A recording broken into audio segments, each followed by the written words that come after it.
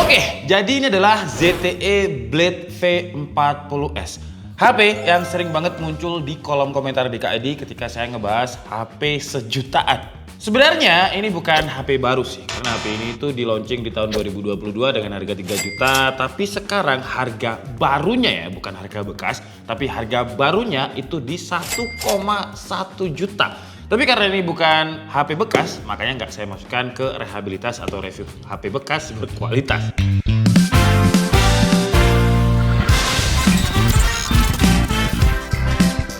Jadi di komen banyak banget yang bikin pernyataan kalau 1,5 juta ke bawah mending ZTE V40S. Emang dengan harga 1,1 jutanya sekarang apakah dia masih worth it untuk dibeli? Dan kita bandingkan dengan HP 1 jutaan yang sekarang apakah lebih oke? Dan apa keistimewaannya? Kenapa kok dia muncul terus di kolom komentar? Langsung aja kita bahas. Jadi ini saya beli di Shopee, harganya itu saya beli 1,1 juta untuk yang varian 6128. Kalau misalkan setelah video ini naik, harganya ikutan naik.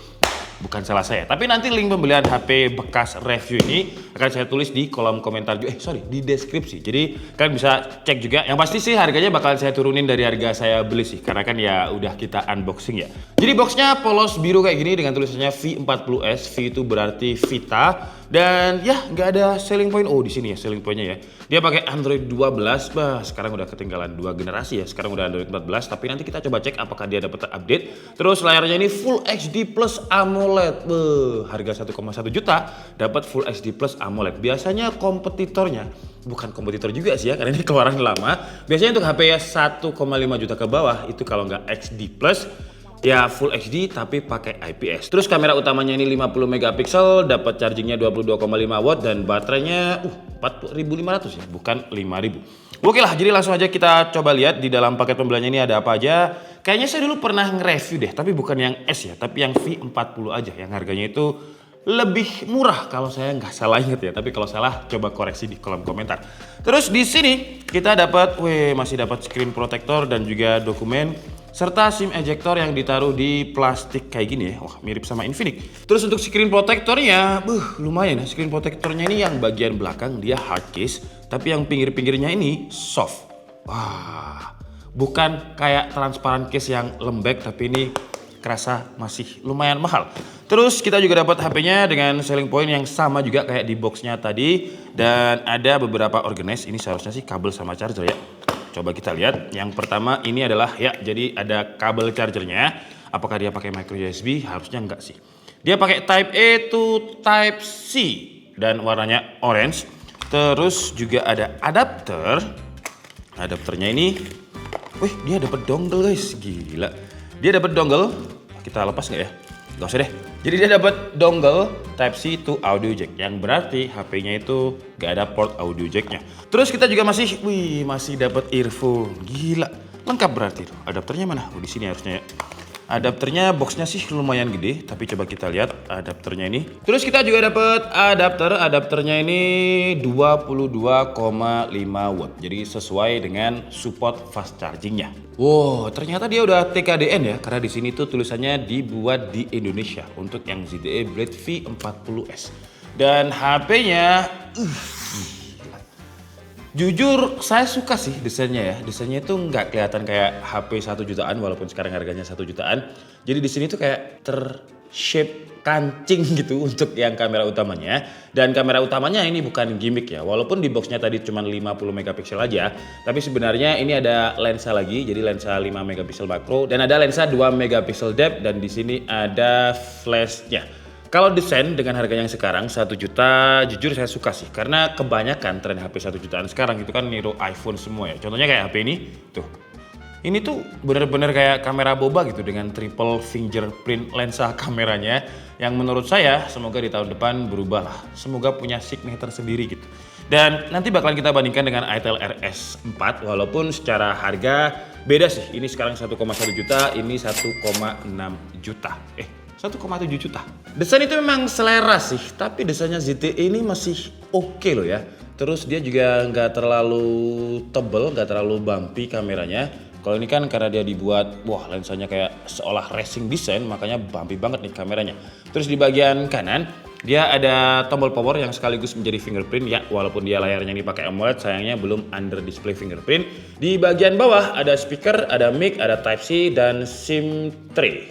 Di bagian atasnya cuman ada lubang mic aja dan di sebelah kiri ada volume button up and down. Ya, speakernya cuman ada 2 sih, tapi frame-nya ini dia pakai plastik ya, walaupun terasnya aluminium, tapi ini ketika diketok gak kerasa besinya sama sekali. Bagian belakangnya dia juga pakai plastik sama, tapi tutunnya ini saya suka. Jadi perpaduan gradasi antara warna grey-nya ini bagus. Dan layarnya ini sudah punch hole ya, nggak pakai water drop. Karena memang dulu di tahun 2022 harganya ini 3 jutaan. Dipegang sih enak ya, tipis dan nggak terlalu bulky kalau dibandingkan dengan Itel RS4. Wah, masih kerasa bulky si Itel RS4 ya. Dan serasa lebih panjang aja Itel RS4. Oke lah, sekarang langsung aja kita coba nyalakan sambil kita instalasi aplikasi untuk hands on. Oke, jadi HP-nya udah selesai kita instalasi untuk hands on, udah lengkap aplikasinya, dan yang saya suka walaupun harganya 1,1 juta sekarang ya, tapi ya dia pakai punch hole. Tapi kalau disandingin kayak gini lebih terlihat compact dan terlihat bezel-less si ZTE V40S. Untuk bloatware-nya lumayan sih ya, ada JDID, padahal JDID itu kalau nggak salah udah tutup ya sekarang di Indo ya. Terus juga ada video, nggak terlalu banyak sih, cuman beberapa aja untuk bloatware-nya. Tapi sayangnya kalau kalian pengen update OS nggak dapet ya. Nah ini jadi udah mentok di MyOS 12, Android 12. Jadi dari 2002 ke 2023 dia nggak dapet software update. Padahal dulu harganya 3 juta ya. Ya sayang banget mentok di Android 12. Untuk pilihan-pilihan menu di settingnya juga enak sih, UI-nya itu enak. Jadi dia nggak neko-neko, simple, dan coba kita lihat untuk notification centernya dulu ya. Jadi ada menunya itu NFC, jadi dia masih ada NFC di harga 1,1 jutanya sekarang. Oke, ada Z-Pop, Do Not Disturb. Untuk layar dia memang udah AMOLED dengan resolusi Full HD, tapi sayangnya untuk refresh rate-nya itu masih di 60 Hz ya. Jadi nggak ada pilihan mau pilih 120 atau auto switch. Jadi mentok di 60 Hz dan pilihan displaynya juga cuma ini aja. Dia nggak ada pilihan untuk color profile juga. Untuk YouTube dia cuma bisa di upscaling sampai 720p 60 fps ya. Walaupun fitur HDR-nya aktif, tapi Full HD-nya kok nggak nyala ya. Coba kita putar konten lain deh. Padahal ini konten yang 4K harusnya. Tapi saya penasaran, bentar ya. Ya, ini konten yang lain yang seharusnya bisa 4K tapi dia non HDR dan upscalingnya itu cuma di 720p. Padahal secara resolusi dia itu ada di 1080p. Untuk kualitasnya sih ya AMOLED yang biasa aja sih, warnanya nggak terlalu gonjreng. Dan karena resolusinya 720p, kalau misalkan kita lihat sambil agak zoom dikit, itu ada area yang nggak se-clear Full HD sih ya. Masih ada pixelatednya dan ada beberapa area yang kurang detail. Kalau untuk speakernya satu aja di bawah. Dan suaranya menurut saya juga wajar sih kalau sekarang harganya 1 jutaan. Tapi kita coba di Netflix deh, apakah Netflixnya bisa Full HD? Kok aneh ya, apakah ada Android 12-nya? Dan pas saya ngetik ini, haptic feedback-nya itu ya standarnya nggak 3 juta. Kalau 3 juta banyak yang lebih baik HP sekarang, tapi kalau 1 jutanya yang sekarang, harganya yang sekarang masih termaafkan lah, karena kayak belnya becak gitu. Ter. Dan di Netflix dia nggak support L1 sih, supportnya L3, jadi untuk playback resolusinya masih di XD juga. Tapi kok di websitenya Full HD ya? Coba kita cek di AIDA deh. Tuh, screen resolusinya itu 1080 2400, jadi Full HD plus. Tapi YouTube kok nggak bisa Full HD, Netflixnya juga nggak punya security button L1, yang berarti dia juga nggak bisa Full HD. Jadi minus untuk layarnya juga di situ. Sekarang kita coba lihat kameranya ya. Wah, kameranya sih 50 megapiksel, tapi saya mau cobain untuk selfie-nya dulu. Selfie-nya masih lumayan oke untuk harga 1 jutaan, jadi saya coba dulu ya.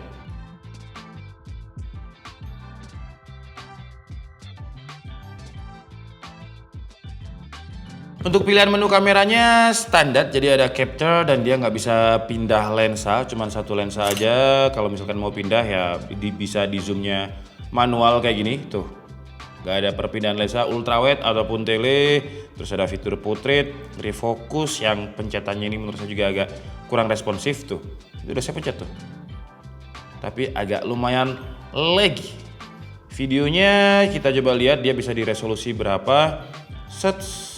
Resolusinya mentoknya di 1080p 30 fps. Tapi ya it's okay karena harganya sekarang 1 juta. Kalau dulu 3 juta sih 1080p 30 fps.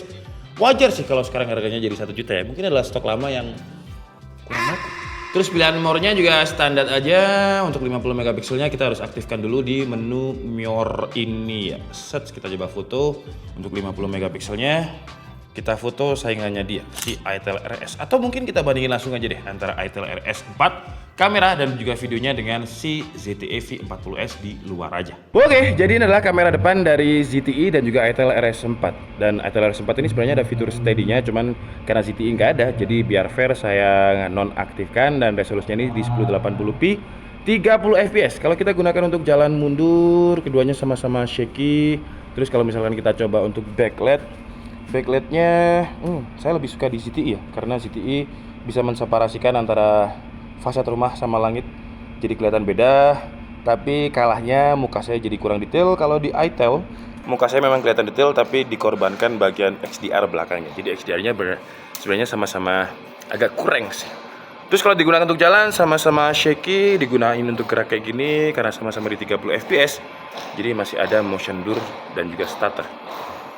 Oke, sekarang kita coba untuk kamera belakangnya. Sebentar. Sebenarnya ITEL RS 4 ini resolusinya bisa di upscaling di 2K 30 fps. Cuman ya sama-sama aja kualitasnya sama 1080p-nya. Oke, sekarang kita coba untuk kamera belakangnya ya. Kalau misalkan kondisi backlight kayak gitu dan sama-sama auto exposure-nya ini sama-sama ya namanya 1 jutaan ya. Tapi kan ZTE ini dulu 3 juta ya. Tapi kalau untuk kestabilannya ZTE lebih oke sih. Kayak lebih stabil walaupun dia kayak lebih starter ya, karena memang dia nggak ada opsi untuk 60 fps, sementara ITEL ini sekarang dia pakai resolusi 30 fps.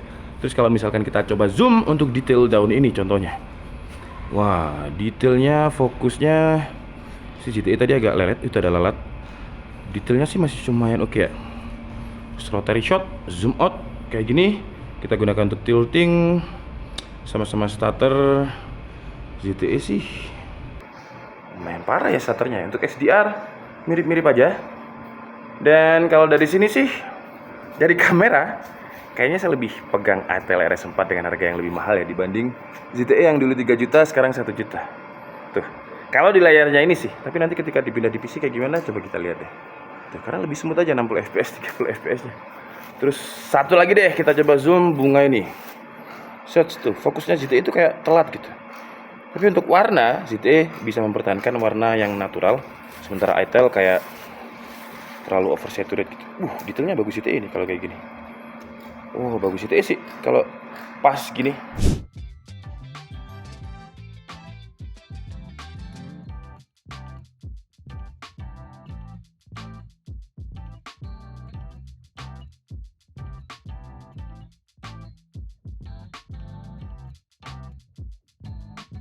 Lanjut, sekarang kita coba lihat performanya. Jadi untuk chipsetnya, dia pakai chipset yang sebenarnya sekarang itu banyak dipakai di HP entry level, tapi harganya itu ya sekitar 1,5 sampai 2 juta lah. Dia pakai UniSoC T618 yang kalau misalkan saya search di e-commerce dengan kata kunci UniSoC T618, yang keluar itu kebanyakan bukan smartphone tapi tablet. Ada Advan Tab VX, ada Samsung Galaxy Tab A8, dan ada tablet dari SPC. Smartphone cuma ZTE aja yang pakai. Dan kalau saya cari lebih dalam untuk global yang pakai UniSoC T618, itu juga kebanyakan keluarganya ZTE, mulai dari ZTE 20 sampai ZTE 50. Kalau untuk performanya di Antutu versi 10 dia dapatnya ya harga HP 1 jutaan yang sekarang ya. Makanya Antutu itu kadang memang menentukan harga HP ya. Kalau 200 ribuan itu berarti HP 1 juta.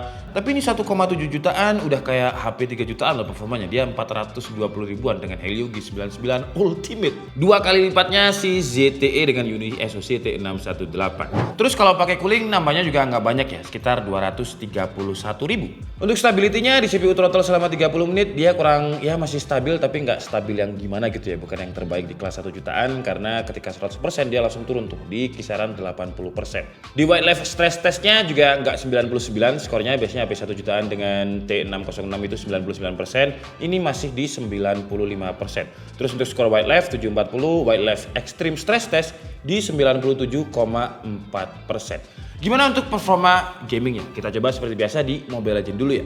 Mobile Legends dapat settingannya ultra dengan frame rate super, average FPS dia di kisaran 47, maksimumnya sih bisa dapat 60, tapi ketika drop, itu bisa sampai 20 FPS. Walaupun cuma sekali dua kali, tapi 20 FPS itu menurut saya bukan angka yang enak untuk main game. Terus lanjut kita coba di CODM dengan grafik low, frame rate-nya high, average FPS di 52, maksimumnya memang bisa tembus 60, tapi kalau udah 30 menit ke atas, dia itu suka banget drop di kisaran 36 FPS. PUBG dia dapat settingannya itu smooth ultra, jadi harusnya di 40 FPS average-nya, tapi dapatnya dia di 29, jadi nyentuh 30 agak kesulitan, maksimumnya di 31 dan drop FPS itu bisa sampai 6 FPS. Genshin Impact dengan settingan lowest 60 FPS-nya aktif, average FPS ini udah nggak playable untuk dimainkan sih ya. Dengan average FPS-nya di 22, maksimumnya di 35, dropnya di 21. Seharusnya kalau kita lihat chipset T606 aja yang notabene itu di bawahnya T618 biasanya itu kuat untuk main game, tapi ini antara coolingnya yang kurang mumpuni atau OS-nya yang udah outdated banget. Dia masih Android 12, jadi beberapa aplikasi ya nggak menyesuaikan dengan OS yang lama. Mungkin seperti itu. Tapi kalau kita ngomongin suhu permukaannya, sebenarnya nggak anget-anget banget sih dengan Genshin Impact 20 menit. Kenapa nggak 30 menit? Karena dia lumayan lagi, jadi kita coba di 20 menit aja. Suhu tertingginya itu di bagian depan 36,6 derajat Celcius, belakang juga sekitar 36,9 derajat Celcius. Kalau digunakan untuk record video 30 menit, bagian depannya itu 35,9 derajat Celcius, belakang 37 derajat Celcius. Lanjut kita coba lihat untuk baterainya ya. Jadi baterainya ini punya kapasitas 4500 mAh dan ketika kita cas dari 17% sampai 100%, berarti 100% itu full banget ya. Itu dia butuh waktu sekitar 113 menit. Masih lumayan oke lah. Kalau untuk data baterainya, ketika kita coba main Genshin Impact tadi 20 menit itu berkurangnya 10%, PUBG 20 menit berkurangnya 8%, Mobile Legends 20 menit berkurangnya 6%, TikTok, YouTube dan juga Netflix berkurangnya itu 5%. Lumayan boros baterainya. Untuk sensor-sensor, gyro ada, proximity ada, barometer ada, lengkap sih sensornya. Karena memang di tahun 2022 harga HP ini 3 jutaan dan sekarang jadi 1,1 juta. Itu bukan harga bekas loh ya, tapi harga baru. Gak percaya, jadi 1,1 juta. Nanti link pembeliannya kalian cek aja di kolom deskripsi. Dan kesimpulannya dengan harga 1,1 juta, apakah dia masih worth it untuk dibeli? Kalau kalian orangnya nggak terlalu peduli tentang update OS, ya worth it aja sih ya, karena layarnya AMOLED, terus secara desain dia juga masih kekinian banget kalau dipakai di 2024. Bahkan kalau kita bandingkan dengan Intel RS4, HP terbaik 1 jutaan, enggak 1 jutaan ya, 1,7 jutaan, berarti selisih sekitar 600.000 dengan si ZTE. Secara desain, saya pribadi sih suka desainnya si ZTE ya, simple, elegan. Kalau ini kan buat yang suka tampilan yang lebih sporty dan juga racing. Terus kalau untuk performa seperti beberapa game yang kita tes tadi, kalau kalian lihat performanya juga menurut saya untuk HP 1 jutaan bukan performa yang terbaik ya. Tapi kalau cuma sekedar untuk digunakan sosmed, WhatsApp dan kegiatan yang ringan-ringan, oke sih. Tapi jawabannya apakah dengan harga 1,1 juta HP ini worth it untuk dibeli? Kalau harganya 1,1 juta menurut saya masih worth it sih. Tapi kalau misalkan setelah video ini naik dan harganya jadi 1,3 juta ke atas aja deh,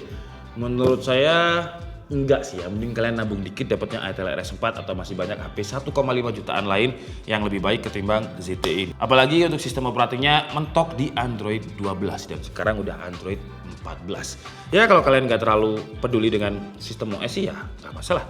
Tapi kalau menurut kalian 1,1 juta oke nggak HP? Coba deh tulis di kolom komentar. Saya Dika Budi and see you on the next video. Bye bye.